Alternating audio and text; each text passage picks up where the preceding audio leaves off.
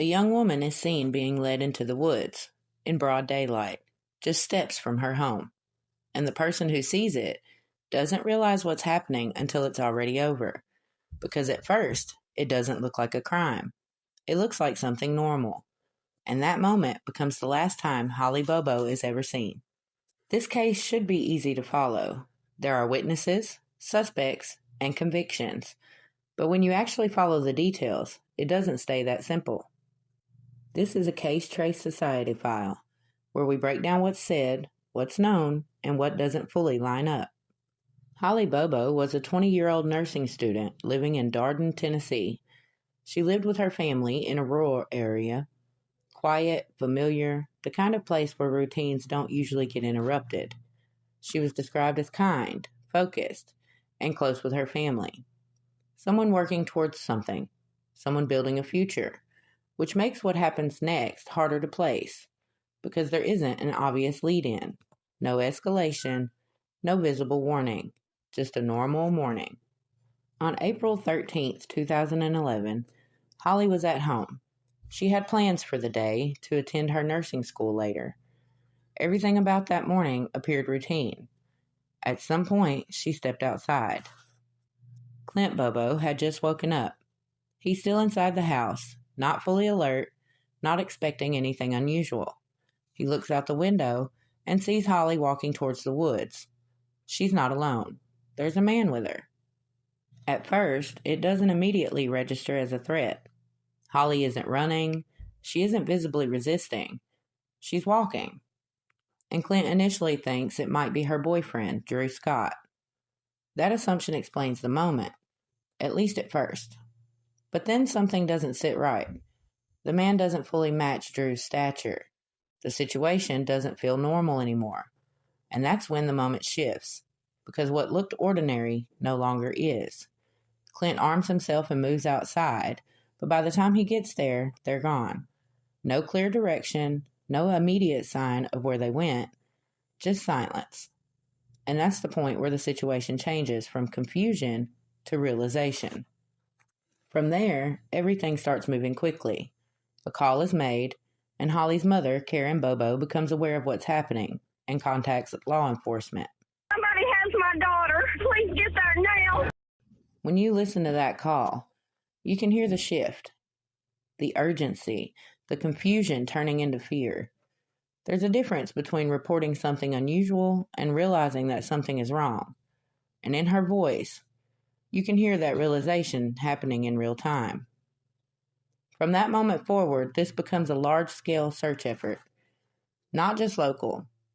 Hundreds of volunteers respond. Law enforcement agencies coordinate across the region. Search teams move through dense wooded terrain, uneven ground, and areas with limited visibility and difficult access. K-9 units and helicopters are sent out. Grid searchers are organized and repeated. This isn't random searching. It's structured, methodical, designed to identify any sign of movement, any indication of direction. And as those searches continue, something becomes clear. There is no obvious path away from the home, no trail that clearly shows where she was taken, which means the timeline doesn't expand outward the way you would expect. It stays concentrated around the last known point. During the search, investigators do recover items believed to belong to Holly around the wooded area, which establishes something critical. It means the situation escalated between the house and the woods. But what wasn't found is just as important. No clearly defined path showing exactly where she was taken, no immediate recovery of her body, no single piece of physical evidence that explains the full sequence of events.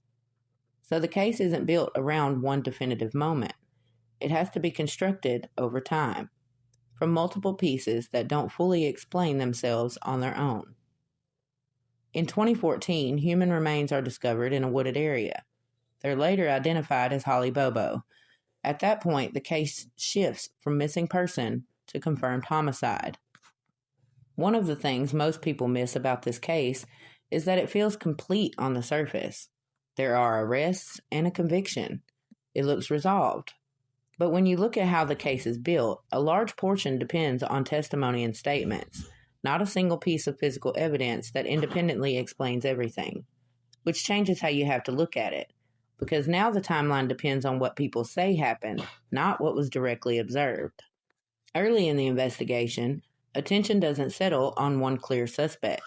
It moves between multiple individuals connected to the area, not because of one defining piece of evidence, but because of proximity, statements, and inconsistencies that needed to be examined.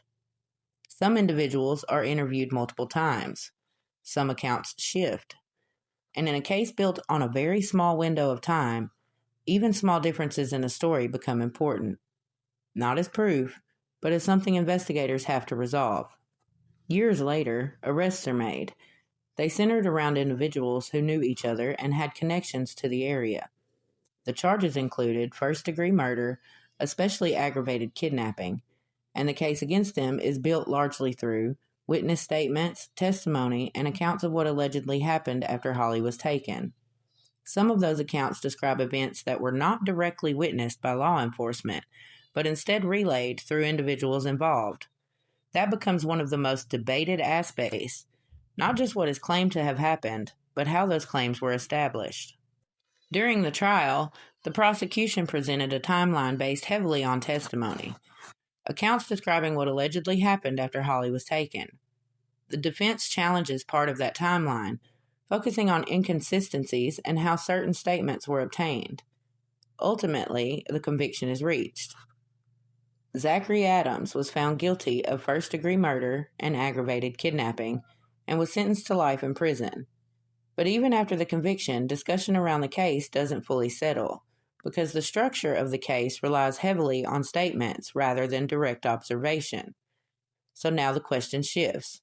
Not just what happened, but how all of these pieces fit together in a way that explains the full sequence of events without gaps. Because parts of the case answer the questions, but not all of them at the same time. And underneath all of this, every detail, every theory, every outcome is still a life that was taken too soon. Holly never got the chance to live out what was ahead of her. No future career, no marriage, no children. Everything that would have came after stopped. Her family continues to honor her memory through ongoing remembrance and awareness, because for them, this isn't just a case, it's someone they lost. If you have any information related to the Holly Bobo case, you're encouraged to contact the Decatur County Sheriff's Office or the Tennessee Bureau of Investigation at 1-800-TBI-FIND. Even the smallest detail can matter, and sometimes the smallest detail changes everything.